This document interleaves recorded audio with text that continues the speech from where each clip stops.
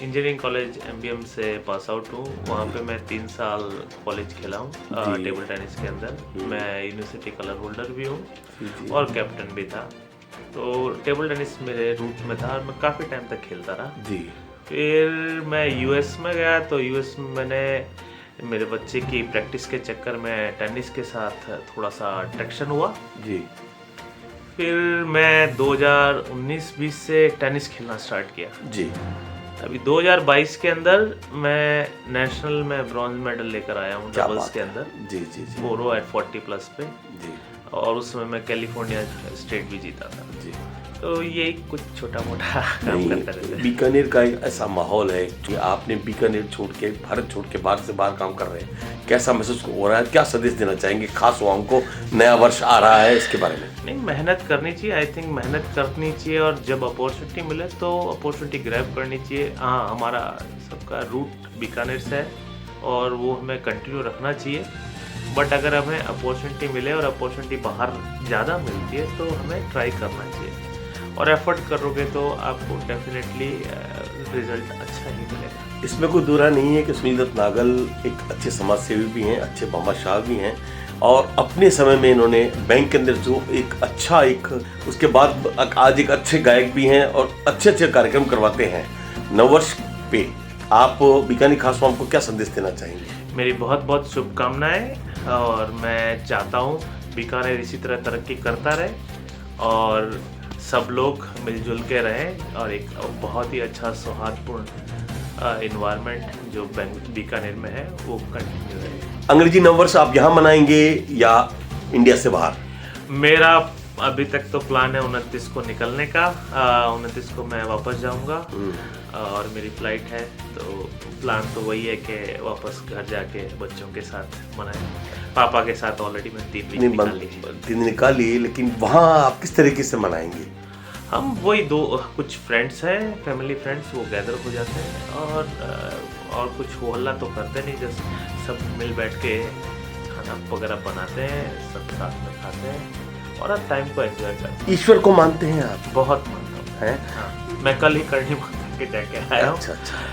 I believe in God because God is the one who has given everything to us, and we should be humble and we should always worship and keep giving thanks to the God all the time.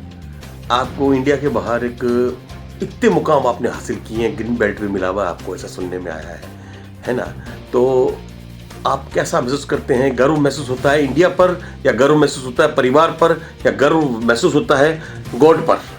अब मुझे तीनों पे ही गर्व है। पहले तो root जो यहाँ से सीखा, इसी गली में मोहल्ले में बड़े हुए, इसी स्कूल कॉलेज में पढ़े, फिर गर्व महसूस होता है यहाँ के लोगों का, क्योंकि वो अभी भी मिलनसार हैं। अभी भी हम सब जब आते हैं तो मिलते हैं। फिर मैं डेफिनेटली एक्नॉलेज करूँगा कि हमारी भारतीय सरकार और जो लीडरशिप है वो बहुत ही ज़्यादा चेंज लेकर आई है अभी पिछले कुछ वर्षों से, जो कि अगर मैं कंपेयर करूं यूएस से, तो we are almost there. Infrastructure में भी बहुत प्रगति हुई है, डिजिटलाइजेशन। आई थिंक ये सब चीज़ें भारत को आगे ले जाने के लिए बहुत बहुत कार्यरत प्रयास हैं और ये वर्क इन प्रोग्रेस है, और मैं अपेक्षा करता हूँ ये सब चीज़ें कंटिन्यू रहे, लोग बाग इसी तरह मिलजुल कर रहें, लोग बाग इसी तरह प्रोग्रेस करते रहें, और यही प्रोग्रेस उनको जो इम्पोर्टेंट एस्पेक्ट है लाइफ के वो सिखाएगी, और हम और आगे इसी तरह चलते जाएंगे। कुंभ मेले के बाद में क्या आपको ऐसा महसूस हुआ कि हम सनातन की तरफ बढ़ रहे हैं, या अभी की जो सरकार है, पिछली सरकार का नाम नहीं लूंगा, आप दोनों सरकारों में कंपेयर कीजिए, कौन सी सरकार अच्छी है, कौन सी सरकार ज़्यादा काम कर रही है? मैं पॉलिटिक्स में बिल्कुल बिलीव नहीं करता। पॉलिटिक्स एक डिफरेंट आइडियोलॉजी है। आई थिंक लीडरशिप कोई भी हो, ये सरकार, पुरानी सरकार, अगर वो पॉजिटिव काम करे तो हमें अप्रिशिएट करना चाहिए, और अभी की सरकार अच्छा काम कर रही है और पॉजिटिव काम कर रही है। कुंभ मेला, अयोध्या मंदिर, these all are positive aspect. Again, I am not biased to any regional stuff, but ये सब चीज़ें अच्छी है, अच्छी चीज़ें होती रहे, अच्छी प्रगति होती रहे, सब बढ़िया है। देश का विकास देश का विकास होना more important then any religious effort. पर हैं आप और इंडिया से बाहर हैं और अपने कार्य को संतुष्टिपूर्ण से कर रहे हैं, क्या ऐसा महसूस नहीं होता है कि हमने इंडिया की को छोड़कर बाहर ऐसा कार्य किया? क्या कहना चाहेंगे? हाँ, हमने किया क्योंकि यहाँ पे अपॉर्चुनिटी इतनी कम थी उस समय जब मैं 2000 में निकला था। मैं 2012 में यूएस मूव हुआ था। मैंने 12 साल यहाँ पे भी निकाले हैं, बट अपॉर्चुनिटी और बेटर लाइफ के लिए अपॉर्चुनिटी ली मैंने। बट अभी जब तक जो मैं देखता हूँ कि आज की डेट में सबके पास अपॉर्चुनिटी है और इंडिया इज़ शाइनिंग एक्चुअली। वो राइट डायरेक्शन में राइट काम कर रहा है।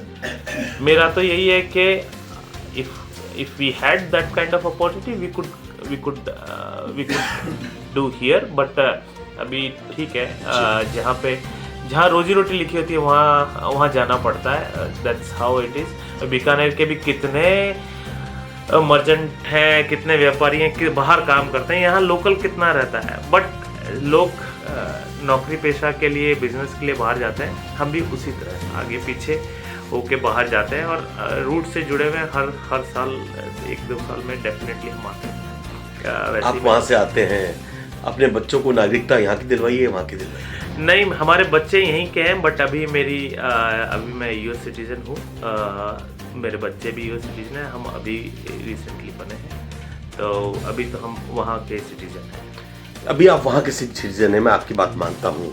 अगर वहाँ का माहौल, राजनीतिक माहौल या युद्ध का माहौल खराब हो जाता है और इंडिया का युद्ध का माहौल खराब हो जाता है, जैसे इंडिया पाकिस्तान का मामला चल रहा है, तो आपका विचार आपके फेवर कहाँ होंगे?